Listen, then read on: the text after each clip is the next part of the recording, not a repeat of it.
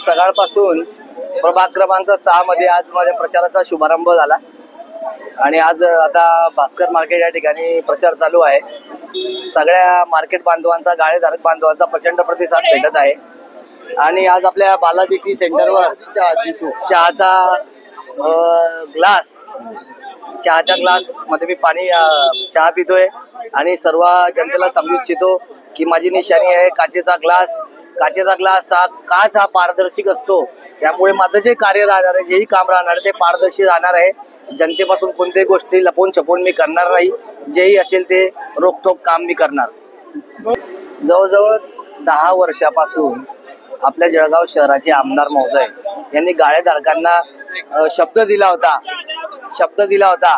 की गाळेधारकांचा बांधवांचा प्रश्न मी सोडवणार, पण आज 10 वर्ष झाले त्यांचा प्रश्न तसाच रेंगाळत ठेवलेला आहे आणि हा प्रश्न त्यांनी जाणून बुजून रेंगाळत ठेवला आहे की बुवा गाळेधारक माझ्या मागे फिरले पाहिजे।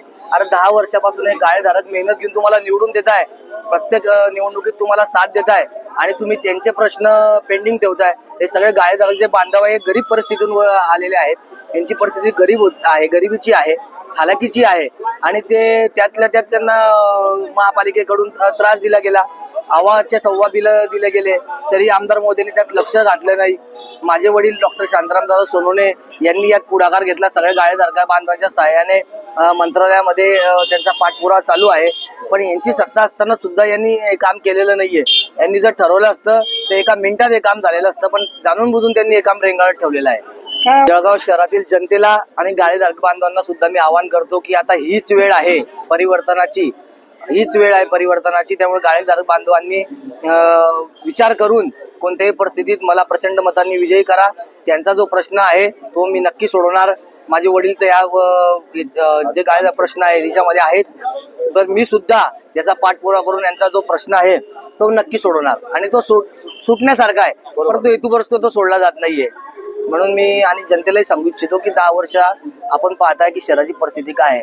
आमदार मोदयांनी आपलं शहर जवळजवळ 25 ते 30 वर्ष मागे नेलेलं आहे। औरंगाबाद असेल, नाशिक असेल, या शहरांबरोबर होता, आज ते शहर कुठे गेलेले। आपली MIDC डेव्हलप होऊ दिली नाही, MIDC डेव्हलप नाहीये, फक्त लोकांना वल्गना करतात। इलेक्शन जवळ आले, 2 महिने आले की MIDC ची जागा घेतली, MIDCच्या मिटिंगा घेतात, परत 5 वर्ष लोकांना तोंड दाखवत नाही। आता मी शहरात फिरतोय, शहरातील रस्त्यांची परिस्थिती इतकी खराब आहे, खड्डे सर्वत्र खड्डे, अंधार आहे आणि हे म्हणता आमच्या लाडक्या बहिणींना खड्ड्यातून जावं लागते, लाडक्या बहिणींचा मृत्यू होतोय, त्यांना तसं काय वाटत नाही। लाडक्या बहिणींचा तुम्ही इलेक्शनसाठी वापर करतायत आणि तुम्ही लाडक्या बहिणी म्हणतात, लाडक्या बहिणींना कुठे किलोने येणाऱ्या साड्या तुम्ही देतात, कुठे पैठणी देतात, असा भेदभाव का करताय? तुमच्या सख्या बहिणी असतात तर तुम्ही असा भेदभाव केला असता का? काही बहिणींना पैठणी साड्या देतात आणि काही बहिणींना मच्छरदानी सारख्या साड्या देतात।